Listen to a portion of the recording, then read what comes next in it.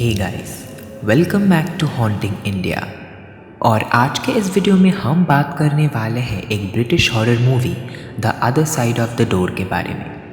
इस मूवी को डायरेक्ट किया है जोहानस रॉबर्ट्स ने और इस मूवी को लिखा है अर्नेस्ट रिएरा ने। मूवी का और एक ख़ास बात यह है कि ये मूवी टोटली इंडिया में शॉट है और कास्टिंग में भी एक इंडियन एक्ट्रेस मौजूद है। जी हाँ, बेताल मूवी का सुचित्रा पिल्ले।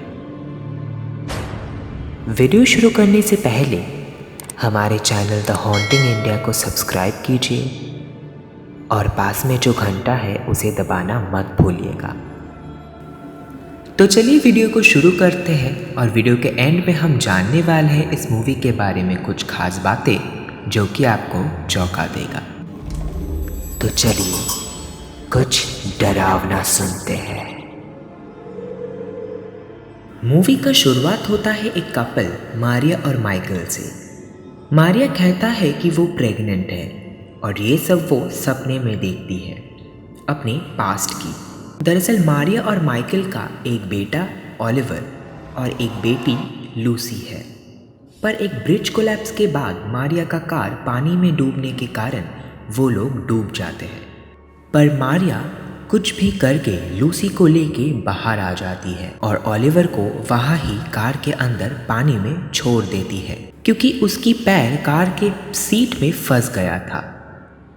अपने बेटे की मौत के बाद मारिया इमोशनली अनस्टेबल हो जाता है और एक बार सुसाइड भी अटेम्प्ट करने का कोशिश करती है।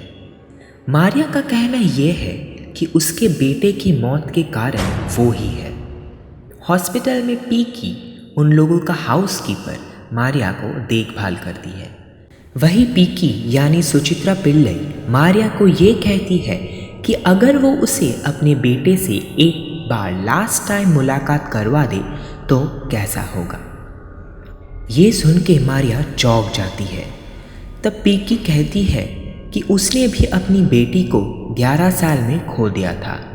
दरअसल पीकी जहाँ पैदा हुई थी वहाँ एक अबंडन टेम्पल है जिसके सीढ़ियों पे मारे व्यक्ति के एशेज रखने से आत्मा एक दरवाजे के थ्रू लोगों से बात कर सकता है क्योंकि उस टेम्पल में जीवन और मृत्यु का रेखा बहुत ही कम है। मारिया ये सब सुन के अपने बेटे की बॉडी को निकलवाती है और उसे हिंदू रिचुअल के मुताबिक जला देता है। तभी मारिया को कुछ अघोरिया दिखाई देने लगता है।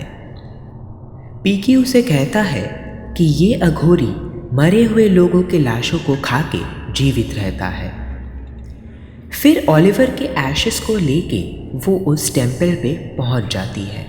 सीढ़ी पे अस्थियां रख के मारिया अंदर चली जाती है। तभी उसे टेम्पल के अंदर एक ममीफाइड कॉर्प्स देखने को मिलता है। अचानक टेम्पल का लॉक हिलने लगता है और ओलिवर मारिया से बात करने लगता है। ओलिवर मारिया को बार बार वो दरवाज़ा खोलने को कहता है ताकि वो बाहर आ सके। ओलिवर को रोते सुनकर मारिया अनकंट्रोलेबल हो जाती है और दरवाज़ा खोल देती है। अंदर जाने के बाद अचानक उसके पीछे एक अघोरी बाबा उसका पीछा करती है। मारिया वही डर के वापस मुंबई आ जाती है। अपने बेटे से मिलने के बाद वो अब फोकस करती है माइकल और लूसी पे। पर वो पीकी को बिल्कुल नहीं बताती कि उसने वो दरवाज़ा खोल दिया था। तभी से अजीब अजीब चीज़ें होना शुरू हो जाता है। पियानो अपने आप ही बजने लगता है। लूसी मारिया को ये कहती है कि ओलिवर वापस आया है और इस बारे में माइकल को नहीं बताने के लिए बोलता है लूसी जब तक ओलिवर ना परमिशन दे। ओलिवर के रूम में मारिया के सामने अचानक एक चेयर आ जाती है और एक बुक शेल्फ से गिर जाता है। मारिया सोचता है कि ओलिवर का आत्मा स्टोरी सुनना चाहता है। पीकी नोटिस करता है कि सारे पेड़ पत्ते सूख जाते हैं, तालाब के मछलियाँ भी मर जाते हैं। बाद में लूसी को ओलिवर का कॉर्प्स दिखाई देता है। तभी ओलिवर लूसी को बाइट कर देता है जिसका मार्क देख के मारिया चौंक जाती है। तब लूसी कहती है कि उसे ओलिवर पसंद नहीं। मारिया ओलिवर को रूम में कहता है कि वो लूसी को ना हर्ट करे। एक अघोरी अचानक घर में आता है और मारिया के पीछे पॉइंट करता है। तभी मारिया को वो टेम्पल के ममीफाइड कॉर्प्स दिखाई देने लगता है जो उसे चेज करने लगता है। अगले दिन पीकी गुस्सा होके मारिया को सब कुछ समझाता है कि उसके काम के वजह से आज ओलिवर के आत्मा को पुनर्जन्म नहीं मिला और वो अभी एक बुरे शैतान बन चुका है। पीकी ये भी कहती है कि वो ममीफाइड कॉर्प्स जो मारिया देख रही है बार बार, वो कोई और नहीं बल्कि मिर्टू है, जो कि अंडरवर्ल्ड का गेट कीपर है। और मिर्टू अभी ओलिवर के आत्मा को लेने आया है वापस। पीकी मारिया को रिक्वेस्ट करता है ओलिवर के सारे पोजेशंस को जला देने के लिए। जब पीकी ओलिवर के सारे सामान जलाने का कोशिश कर रहा था, तभी ओलिवर पीकी की बेटी का रूप पकड़ के उसे पॉन्ड में डुबोकर मार डालती है। ये सब देखकर मारिया भी बहुत परेशान हो जाती है। पीकी के फ्यूनरल के बाद जब माइकल घर लौटता है, तब वो देखता है कि मारिया ने ऑलरेडी ओलिवर के सारे सामान जला दिया है। गुस्से में माइकल मारिया को उल्टा पुल्टा बोलने लगता है। मारिया कहती है कि ओलिवर वापस आ चुका है, और जब मारिया लूसी को बोलने के लिए कहता है तो लूसी स्मार्टली बोल देता है कि मुझे ओलिवर के बारे में कुछ पता ही नहीं। मारिया को समझ आ जाता है कि लूसी को ओलिवर ने पोजेस कर रखा है। मारिया जब ये बात माइकल को बोलता है तो माइकल उसे पागल समझ के एक रूम में लॉक कर देता है और लूसी को लेके चला जाता है वहाँ से। नीचे लूसी अपने पेट डॉग विंस्टन को चाकू से मार डालती है और अपने पापा को भी स्टैब कर देती है। तब माइकल को विश्वास आता है कि लूसी के अंदर भी कुछ अजीब है।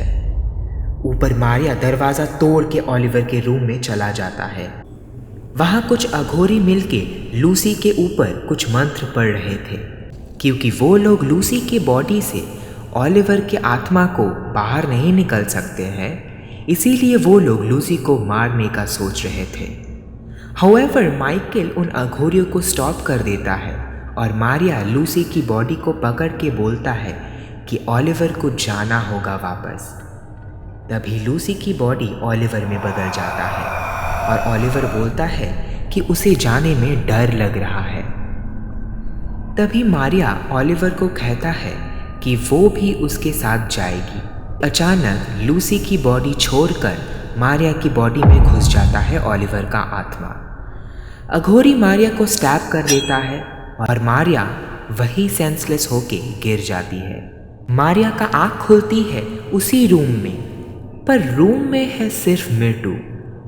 वो अपने चेहरा दिखाती है और मारिया को लेके जाता है अपने साथ अंडरवर्ल्ड में। फिर सीन शिफ्ट होता है उस टेम्पल में जहाँ मारिया टेम्पल की सीढ़ियों में लेटी है। वो अपने एशेस को देखती है और टेम्पल के अंदर से माइकल का आवाज़ आता है। तो दोस्तों, मूवी यहीं पे ख़त्म हो जाता है। दरअसल मारिया के डेथ के बाद माइकल भी वही टेम्पल में आता है और मारिया के एशेस को स्टेप्स पे रखता है उसकी लास्ट बार कांटेक्ट करने के लिए।